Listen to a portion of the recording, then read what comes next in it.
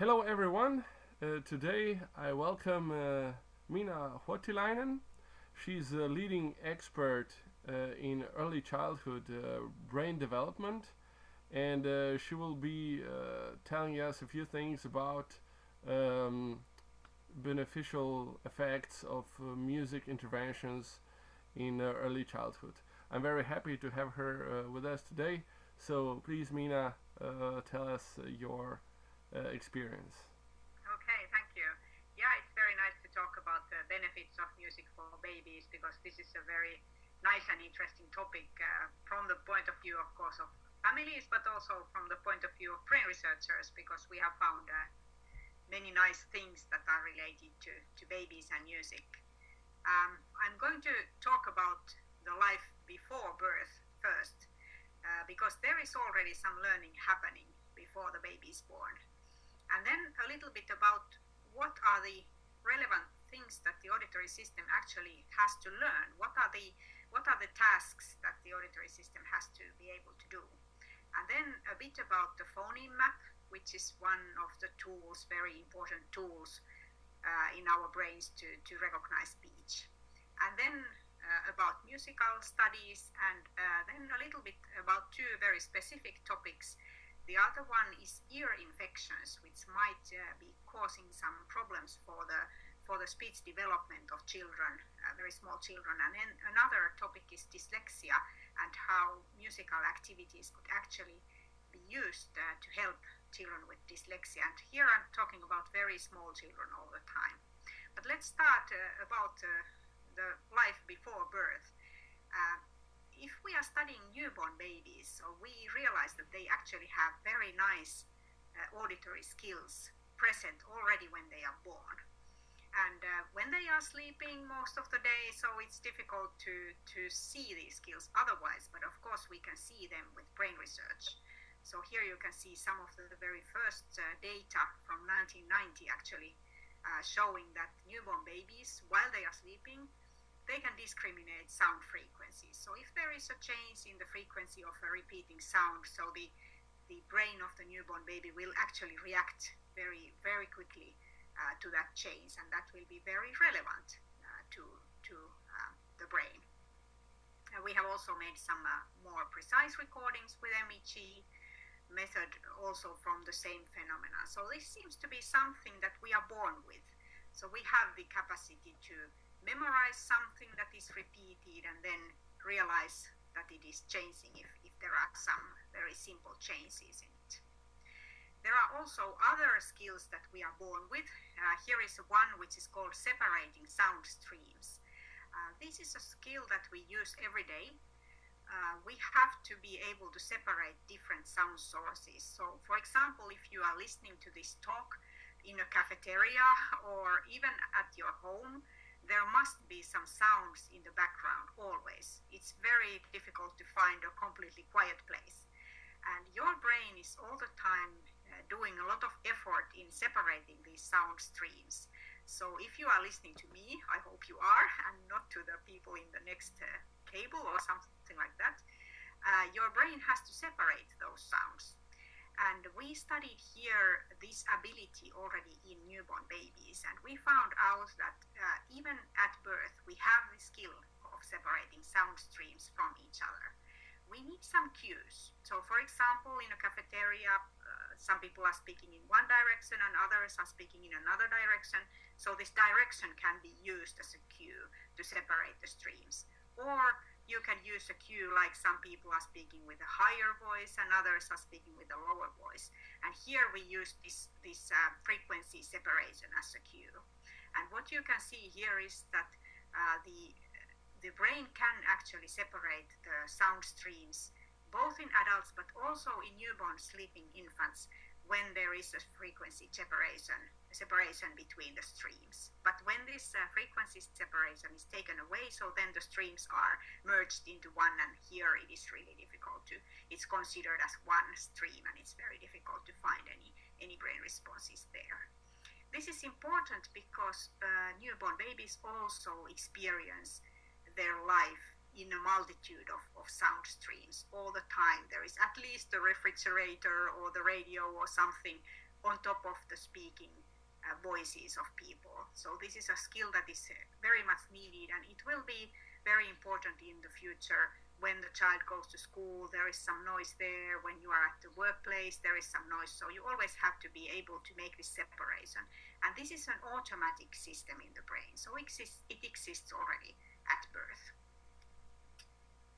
Here's another auditory skill that we are using for learning words. It's called statistical learning. And here what we did was that we had a new language. We made a new language. It consisted of 10 words, and all of those words were 3 syllables long. And the task for the brain was to find these words from a stream that actually didn't have any cues. So we presented the syllables of the words with a little time period in between each syllable, and they were presented in random order. And what the brain has to do here in order to learn the words is actually to pay attention to the co-occurrences of the syllables. That is the only cue in this task. And what happened in the sleeping newborn babies was that they were really fast in learning the words. They were using just the information of the co-occurrence of the syllables, and they were able to learn the words. And this was evidenced by the fact that the brain responses to the first syllable were different from the brain responses to the second and third syllable very soon after the learning. So this is a basic skill that we have already at birth. It is actually a kind of disappearing later in life because this type of learning is not very typical for adults. It's more typical for babies. Then also we were looking at the possibility of the brain or the skills of the brain to recognize syllable stress. And here we were playing just the continuous natural speech and continuous natural singing to the babies. And what we found was that their brains were able to respond to the stressed syllables. This was in Finnish, and the Finnish language has this nice capacity that the stress is always on the first syllable. So this makes things very simple, because always when you find a stressed syllable in Finnish language, you know that this must be a starting point of a new word or a new sentence if it's a really much stressed syllable.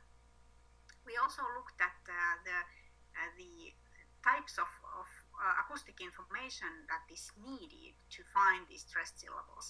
So we degraded the speech and singing a little bit. If you degrade the speech so that you remove all the variance from the pitch, so that the F0 of the speech is all the time the same. So the speech starts to sound something like this, and you don't have any information about how the pitch is varying. So this will actually degrade also the brain responses. So it shows that this is relevant information for the brain. The changes in the pitch are considered to be important, and they are needed in order to find the beginnings of the words. Also, we degraded the speech signal so that we removed the formants from the speech, and it sounds something like this. So you have actually the F0 variations, but you have lost all the format information. And also this degraded the brain response to the first syllable. So it actually was also a smaller brain response. So both of these acoustic features are actually relevant and needed for the recognition of the first syllables. And of course, the recognition of the first syllables, it's very important for learning and finding the beginning of the words, to find out where the words are starting. And in that way, you can also find of course, the boundaries of the words and start learning the words. Okay, these are some studies from Eino Partanen's PhD thesis. He was looking at learning musical and language-related material before the baby is born. So what happened here in these experiments was that the mothers who were pregnant, they were playing tape or recording to their fetuses so that they were listening to it with a very loud volume, not too loud, but nice and comfortably loud. And those recordings contained some music examples and some speech examples. And they listened to them many times before the baby was born. So actually every day or almost every day when they were still pregnant. And after the baby was born, so we very quickly made brain recordings on them. We played the same music, but we had some little mistakes in the music. So some of the tones were changed a little bit. And also we played the same speech, but we made some deviations in the speech. So we made the original tape already got some deviations in vowel pitches and vowel identities, but we also made some changes in the vowel durations and also vowel intensities and so on. And what we found was that actually after birth, those babies who had been listening to the tape before they were born, so they were able to recognize these mistakes and changes. Their brain responses were faster and earlier for those deviations in the stimuli. So this proves that at the neural level, the exposure to the music and speech actually had changed their brains. So they had memory responses from the time before they were born. And this was helpful then for them when they were trying to recognize the same changes or new changes in the same stimuli after birth. So this shows that we already have some auditory memories from the time before we were born, and I think it's quite interesting. Okay, if we look at those aspects of sound processing that our auditory system actually needs to learn, so of course the most salient features are the variations in pitch and intensity, and in some languages also in duration or speaking speed.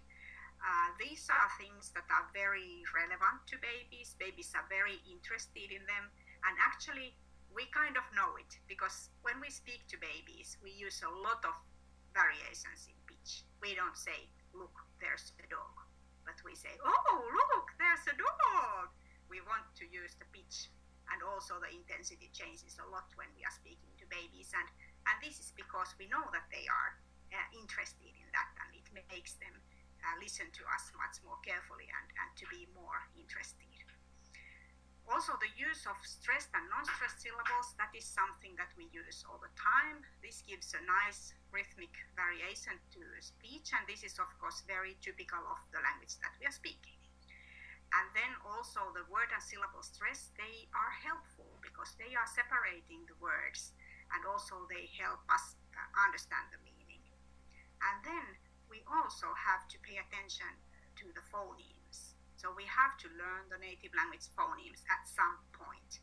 And here there are very specific acoustic features for each phoneme.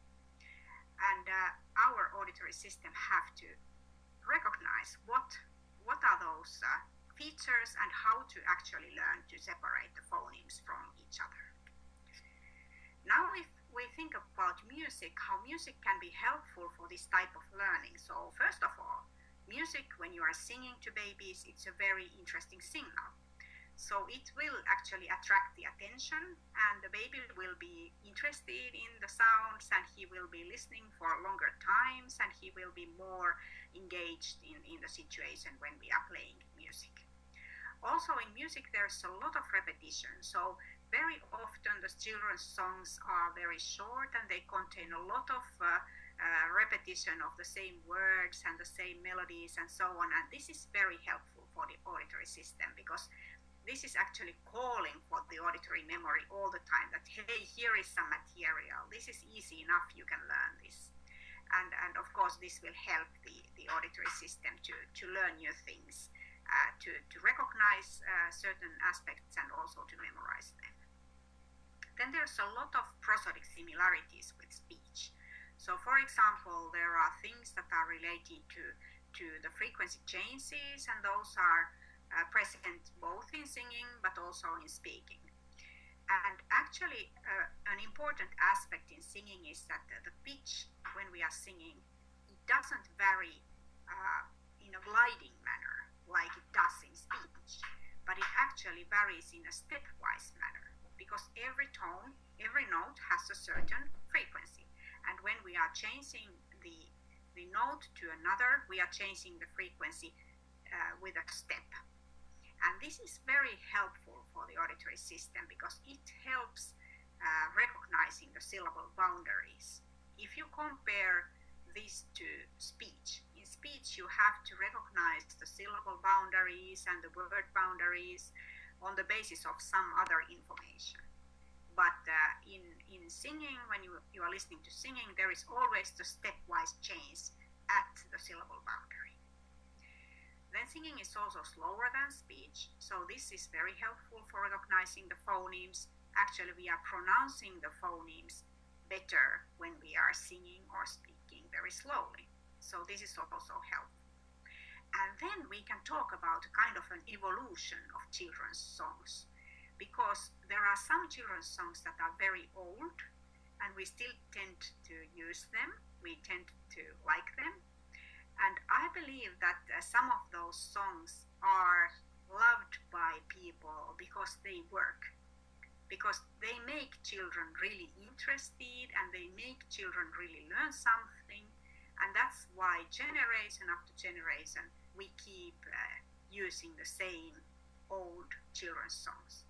But then we also have new songs, and those new songs are popular ones, and people tend to like them because they are maybe very descriptive of our time, and we like to sing them, of course, to our children. And then when time goes by, we don't know if they will still remain popular or not, if they have something very important and interesting in them. So then they may still be popular after 10 years, 50 years, 100 years from now. But we don't know if they are current songs and we are using them. And this can be kind of regarded as an evolution of child's favorite music. Okay, about the recognition of phonemes, which is a very important task for the auditory system. So there is a concept called phoneme map. And here you can see one example of a phoneme map of Finnish language.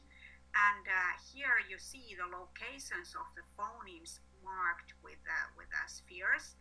And they are marked in the space of first and second formant. So the formant frequencies are kind of spanning this kind of space where the phonemes can lie.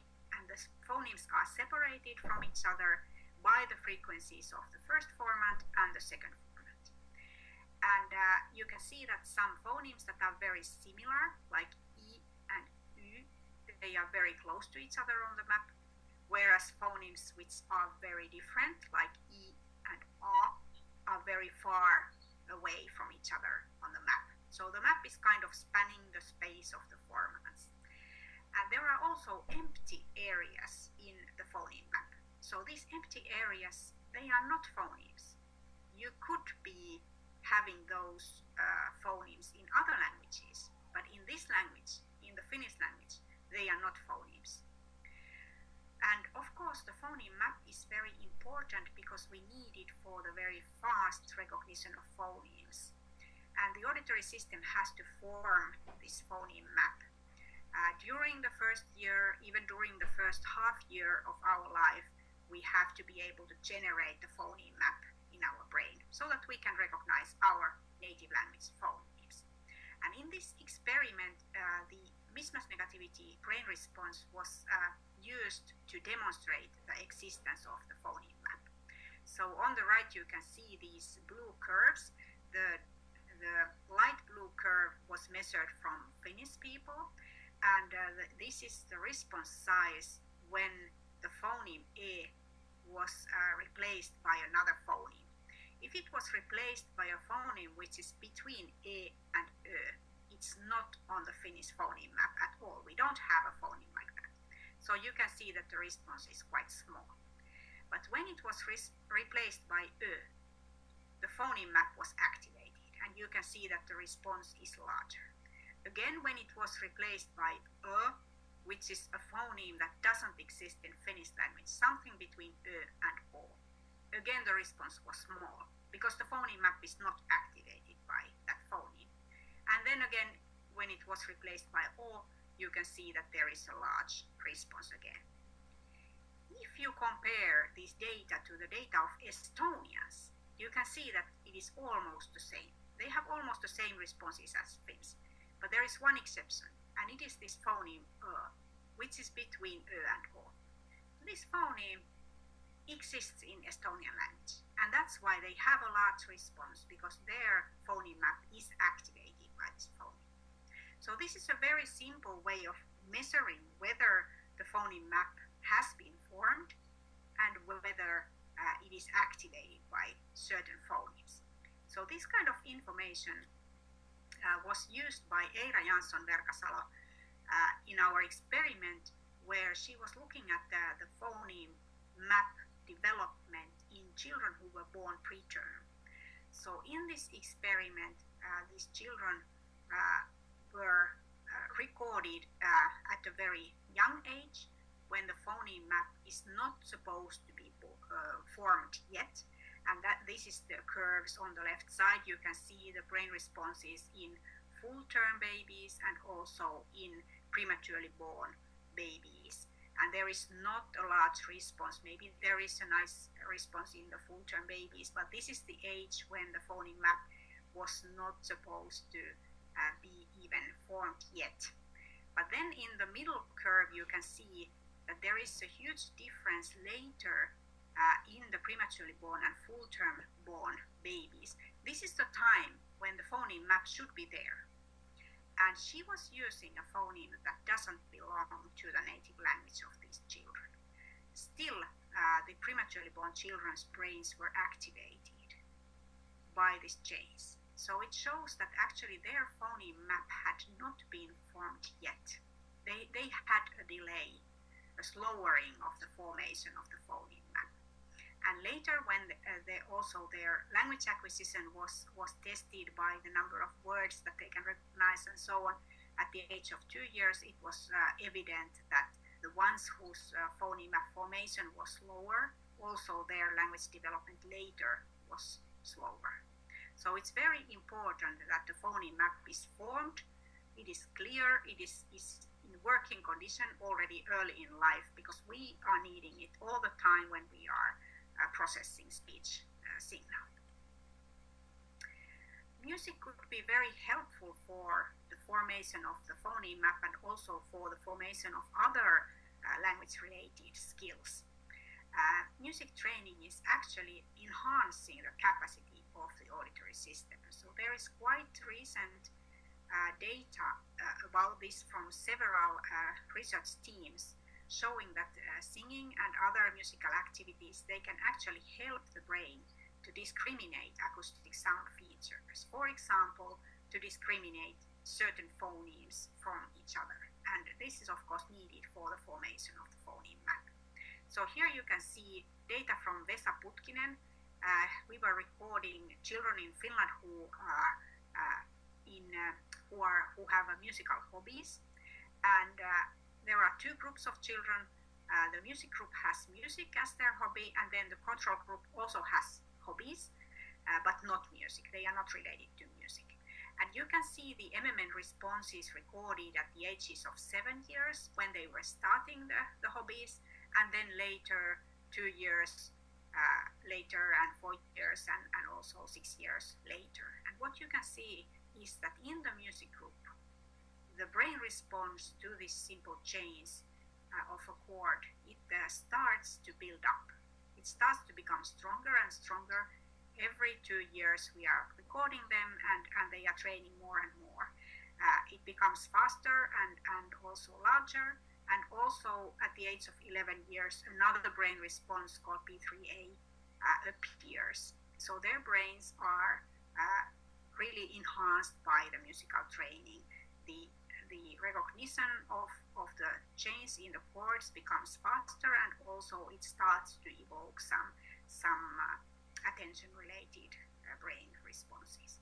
And studies like this have been performed in several groups, and they show really that the acoustic capacities of the auditory system to actually discriminate the acoustic features of sounds is really enhanced by musical training. Of course, this helps the children to learn more music, but it could also help the children to learn more of those features of speech that are difficult and important to learn. Here's also some data from Canada by Krista Hyde and others showing that the brain areas are enlarged by musical activities. Here they had 15 months of training, piano training, and what was the result of this training was that several areas in the brain were enlarged. There was more gray matter in the primary auditory area and also in the somatosensory motor system. And also the corpus callosum was enhanced in those children who were playing the piano for 15 months. So this is the other side of the coin. There are those behavioral effects where the children are learning to discriminate, and also functional brain imaging shows that there are changes in their brains, but then also the structural changes, that the brain tissue itself is changing. And this is really helpful now for the children to recognize speech features, because they now have more capacity in their primary auditory area for understanding speech and music. Then finally we are coming to the topic of ear infections. What happens in an ear infection is that you actually don't hear so well. We don't know how long it actually takes. It may take only a few days, but this problem of not hearing as well as you normally do, it may take several weeks or even 2 months before it recovers to the normal hearing level. And this could actually be changing the activity in the brain with respect to understanding speech.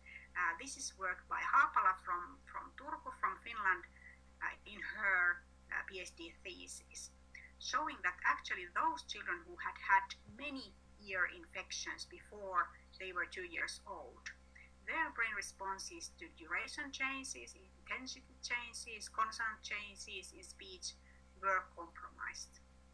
And also they were compensating this feature by actually paying a lot of attention on the frequency of the sound.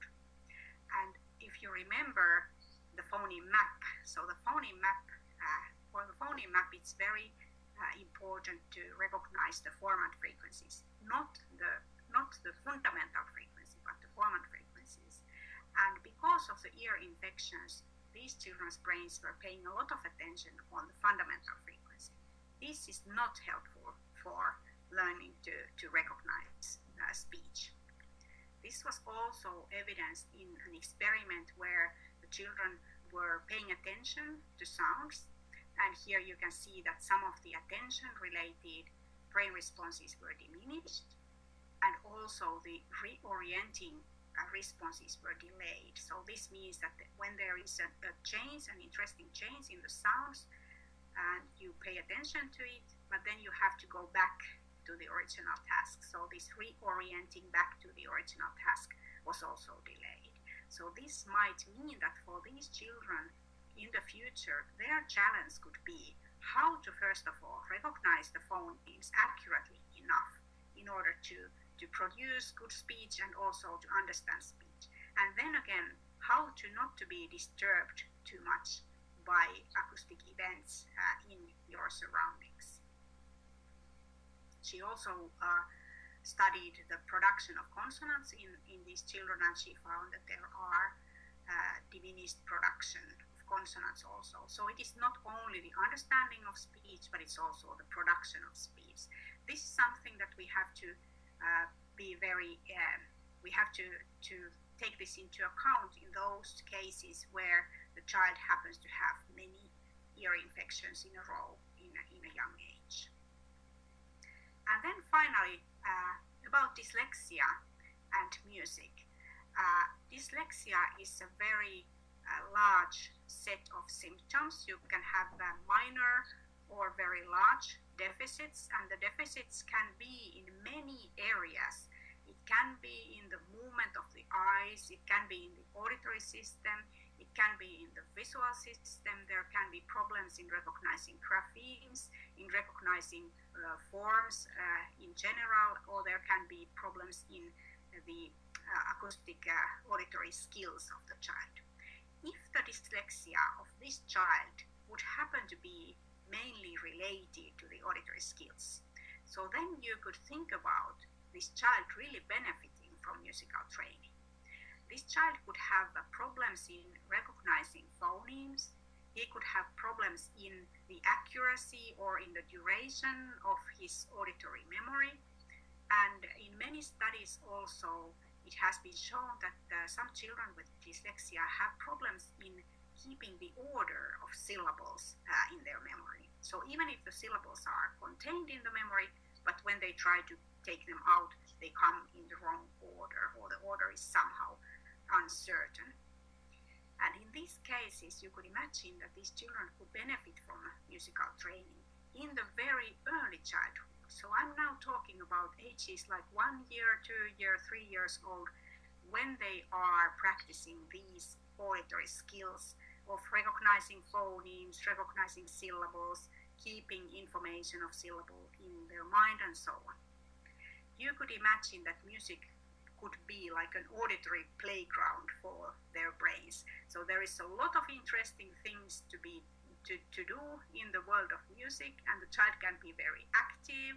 There can be many things happening, and he's all the time learning something that is related to sounds. He's increasing his capacity in the auditory system, in the primary auditory cortex, and also elsewhere in the auditory system, so that he has more capacity to recognize the phonemes, keep the order of the phonemes in his memory, to have a more accurate memory trace of the phonemes. And this could be very helpful. And indeed, there are several studies showing that dyslexic children can benefit from musical training already around the ages of 5 to 7 years old. But of course, it's very interesting to speculate if you would start the training even earlier. If you want to start the training earlier, you don't know that the child has dyslexia because he hasn't started practicing reading yet. So how would you know that he might have dyslexia? Well, dyslexia has a heritable component, so it could be interesting to study children whose parents have dyslexia or whose families have a lot of dyslexia. So it could be beneficial to those children. And actually we are running some studies like that here in Helsinki. It will be quite interesting to hear, to learn the results. I think they are coming really soon. So anyway, the music can be considered as a kind of another way of training for reading and writing from the point of view of the acoustic signals and from the auditory system. Okay, so that was a kind of a summary about the benefits of music for very small children. I hope you enjoyed this lecture, and I hope that you sing to any baby you meet. Thank you. Thank you very much, Minna. I just have a few more questions, additional ones. So first, let's go back to the dyslexia. I've heard that one of the reasons for dyslexia is underdeveloped P centers in the brain. Which are somehow connected to recognizing the intensity of the sound and the height of the pitch and so on. So practically you're also saying, if I understand correctly, that various let's say activities which train children to recognize that actually would benefit children and somehow diminish the possibility of evolving dyslexia later in life, right? Yes. So normally developing children who don't have any dyslexia, genetical disposition towards dyslexia or something like this, for them it seems to be enough that they are just hearing speech and they will learn those features by listening to speech. But when you let children play with music, when they are listening to music or singing, themselves or producing sounds themselves. So this is enhancing this activity of the recognition of the speech features. And this could really be helpful for those children who have problems in that area. So speech is one way to learn it, but it's not the easiest way. So then if you are engaged with music, you can have another way of learning those same important things. Okay, wonderful. And the second thing is about building the phoneme map and similar. I've heard that there were some research was conducted that showed that actually children are so-called universal listeners until the age of 1 year. Can you perhaps explain a little bit why is 1 year this critical age? Is there any evidence regarding that? Yes, so this universal listening actually means that you don't have a phoneme map. Mm-hmm. So all the phonemes in the world, they are important to you, and your brain is processing all the phonemes democratically the same, you know. So there are no specific places on the map that your brain would react to. Mm-hmm. And this is the situation when we are born. So we don't have any knowledge of any specific phonemes. We just have an empty kind of possibility, full of possibilities to learn phonemes. And the phoneme map is of course activated all the time when we are hearing different types of phonemes. But very soon when the brain starts to form the phoneme map, so we are starting to get benefits. Because some parts of the phoneme map actually start to become more important. And those are the ones that are activated very often. They are activated by our native language. So when we are hearing the native language, those parts of the map actually become like key centers of the map. And because there is some lateral inhibition, so those areas of the map that have not been activated, so they actually become like deserts. There is nothing there. Those areas don't seem to be important anymore. And this is the transition from the universal listening to the very specific native language listening. There is evidence that at the age of 12 months, the phoneme map should already be formed for the native language in typically developing children. There is even some evidence that at the age of 6 months, already many aspects of the native language phoneme map are there in the brain of a typically developing child. It's very important that the map is formed because we cannot listen to speech without the map. We have to have a label for each phoneme. Otherwise, we will miss the speech because speech is so fast. So the phonemes are just coming, even during 1 second, we can receive something like 3 phonemes, 3 vowels, and we have to really label those. We cannot keep all the information of the phonemes in our brains, but we have to create a label and be more kind of reduce the amount of information by using the labels. And this labeling is the task of the phoneme map. In order to understand speech specifically, to be able to receive it with a fast speed, we need the phoneme map. And this is what happens during the first 6 months or 12 months of our life in our brains, if we are developing typically. But if there are some delays, like for example in the prematurely born children, and maybe also in some dyslexic children, this phoneme map generation could be delayed. And this means that the speech recognition is also delayed. Mm-hmm. Okay, but on the other hand, if we reverse it, then I guess it's safe to say that if you hear also other languages a lot when you're small, before the age of 12 months, it will be much easier for you to learn those languages also. Is that correct? Yes, the phoneme map is very flexible when we are children.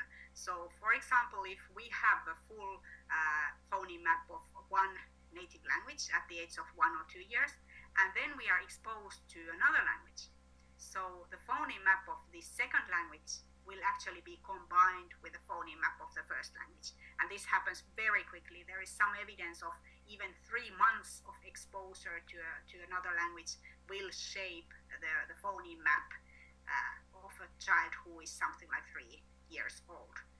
For us adults, it's much more difficult because our phoneme map is very fixed. So if we want to learn another language which has different phonemes from our native language, is very difficult. But for children, it is much easier.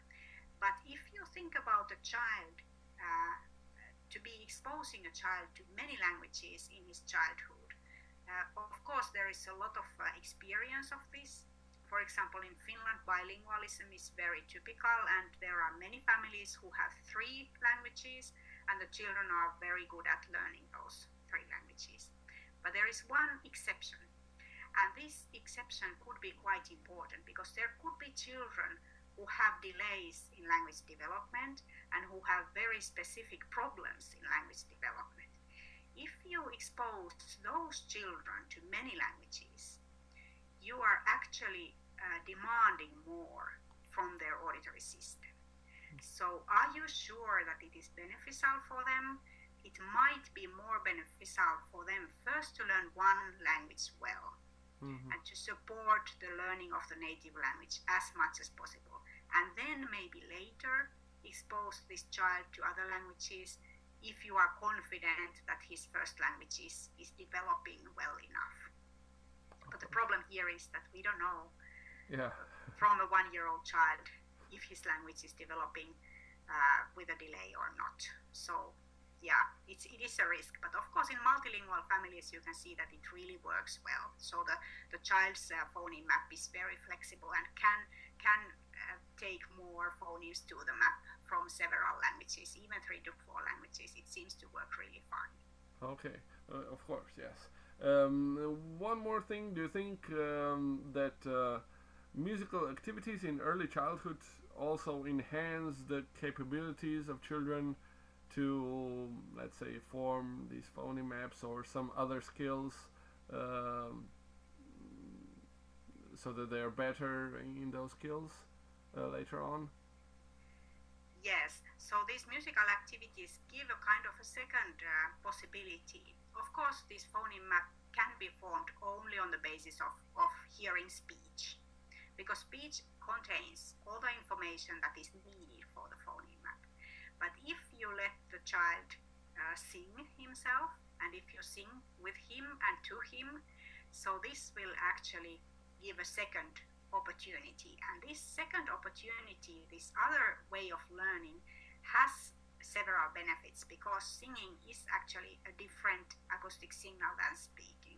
And especially when you are singing children's songs, so there are many benefits. There are these pitch changes that are highlighting the moments of syllable change and word change, and also there is the slowness and repetition. So there are many ways that singing actually can help the auditory system to recognize the speech features that are important, and then, for example, to form the phoneme map. Okay, thank you very much. It's been very, very interesting. Thank you a lot, and I hope we'll make another session similar to this one, and also learn a lot of interesting stuff.